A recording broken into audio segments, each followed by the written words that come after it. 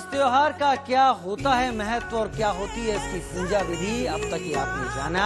पर छठ पूजा से क्या होंगे लाभ और किन खास बातों का रखे ध्यान, आइए अब आपको ये बताते हैं।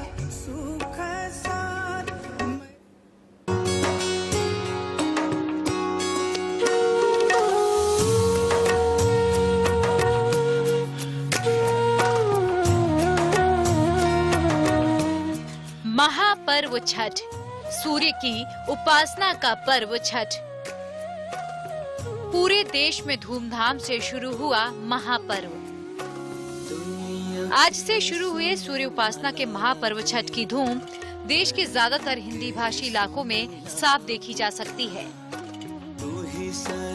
छठ की धूम खास तौर पर बिहार, झारखंड और पूर्वी उत्तर प्रदेश में देखी जा सकती है। लेकिन अब लोक आस्था का ये पर्व धीरे धीरे प्रवासी भारतीयों के साथ साथ विश्व भर में मनाया जाता है। कैसे की जाती है इन 4 दिनों में भगवान की आराधना और इसके पीछे क्या है पौराणिक मान्यता, ये एक एक करके हम आपको बताएंगे। तो चलिए, सबसे पहले बात छठ के पहले दिन यानी नहाए खाए की। छठ का पहला दिन नहाए खाए के रूप में मनाया जाता है। इस दिन सबसे पहले घर की सफाई करके उसे पवित्र बना लिया जाता है। इसके बाद छठ व्रती पवित्र तरीके से शाकाहारी या कहें कि सात्विक भोजन बनाती है। छठ व्रती भोजन का एक हिस्सा सूर्य देव को समर्पित करती है। इसके बाद व्रती खुद उसी भोजन को ग्रहण करती है। बाद में परिवार के सदस्य उसी भोजन को प्रसाद के रूप में ग्रहण करते हैं। भोजन पकाने के लिए चावल, कद्दू, चने की दाल, घी और सेंधा नमक प्रयोग किया जाता है। भोजन बनाने के लिए मिट्टी के चूल्हे का ही प्रयोग किया जाता है। भोजन पकाते समय सात्विकता का विशेष ध्यान रखना चाहिए। छठ महापर्व की शुरुआत गांव से हुई है, लेकिन अब शहर में रहने वाले लोग भी बड़े ही धूमधाम के साथ इसे मनाते हैं। लेकिन शहर में कई तरह के मौसमी फल और सामान न मिलने के कारण अब छठ का स्वरूप भी बदलता जा रहा है। गांव में छठ पूजा का प्रसाद मिट्टी के चूल्हे पर ही पकता है, लेकिन शहर में ऐसी व्यवस्था नहीं होती है, तो ऐसे में गैस चूल्हे पर ही प्रसाद बना सकते हैं। लेकिन उसके साथ शर्त ये है कि इस चूल्हे पर कुछ और नहीं बना होना चाहिए और साल में सिर्फ ये एक बार इस्तेमाल होना चाहिए, वो भी छठ पर। चलिए, अब आपको बताते हैं कि छठ पूजा को करने से क्या लाभ होता है और आपकी किन परेशानियों का हल इससे हो सकता है। जिन लोगों को संतान नहीं है, ऐसे लोगों को इस व्रत से अद्भुत लाभ होता है। अगर कुष्ठ रोग या पाचन तंत्र की गंभीर समस्या हो तो भी इस व्रत का रखना शुभ माना जाता है। संतान पक्ष से कष्ट हो तो भी ये व्रत लाभदायक होता है। जिन लोगों की कुंडली में सूर्य की स्थिति खराब हो, ऐसे लोगों को भी व्रत रखना चाहिए।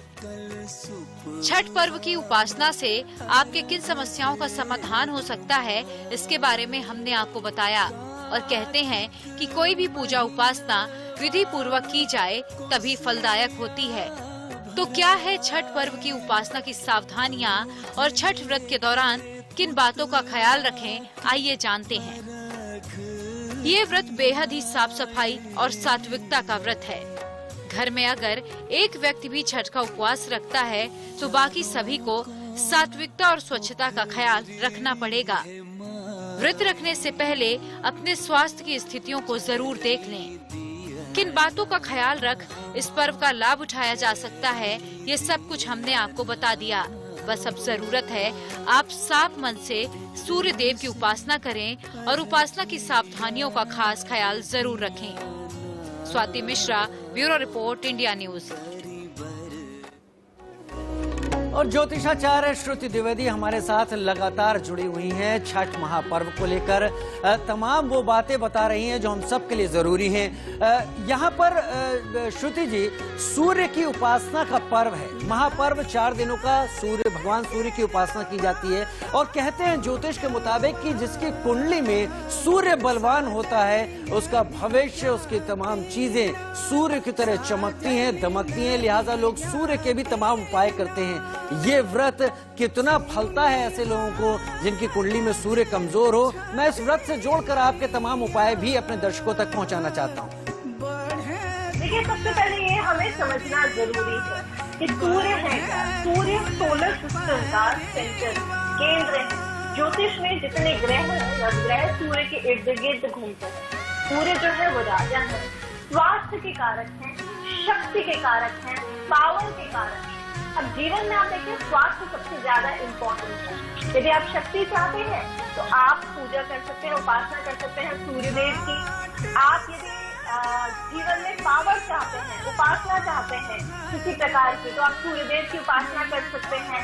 सत्ता के कारक हैं, जो लोग गवर्नमेंट जॉब के लिए तैयार कर रहे हैं, गवर्नमेंट जॉब के लिए प्रिपेयर कर रहे हैं, उनके लिए सूर्यदेव की उपासना बहुत महत्वपूर्ण होती है। सूर्य हेल्थ केयर के भी मालिक हैं, स्वास्थ्य के, जैसे मैं कह रही हूँ, जो लोग मेडिकल प्रोफेशनल्स होते हैं या जिनके स्वास्थ्य में गड़बड़ी चल रही है, उनके लिए सूर्य उपासना बेहद महत्वपूर्ण होती है। जिन लोगों की जॉब में बॉस से खटपट चल रही है, वो भी सूर्य की उपासना करें तो देखेंगे कई हिसाब से आपके अपने अधिकारी वर्ग से एक अच्छे तालमेल बैठ जाएगी।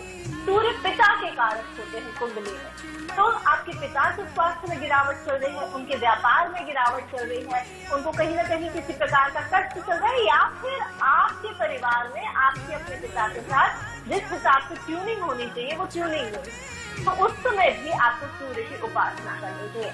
अब कई ऐसे हमारे तमाम दर्शक हैं जो कि ये 3 दिन का व्रत करते हैं, और कई ऐसे तमाम दर्शक हैं जो नहीं कर सकते। इसमें जैसे कि आपकी ब्यूरो रिपोर्ट ने कहा था, सबसे ज्यादा महत्वपूर्ण है अपने स्वास्थ्य का ध्यान देना। चलिए, स्वास्थ्य के दृष्टिकोण से आप सूर्यदेव की उपासना करते हैं तो तीनों प्रहर सूर्यदेव को अर्घ्य दें, यानी कि सुबह, दोपहर और शाम। साथ ही साथ अर्घ्य देने के भी नियम होते हैं। तांबे के लोटे में जल लें।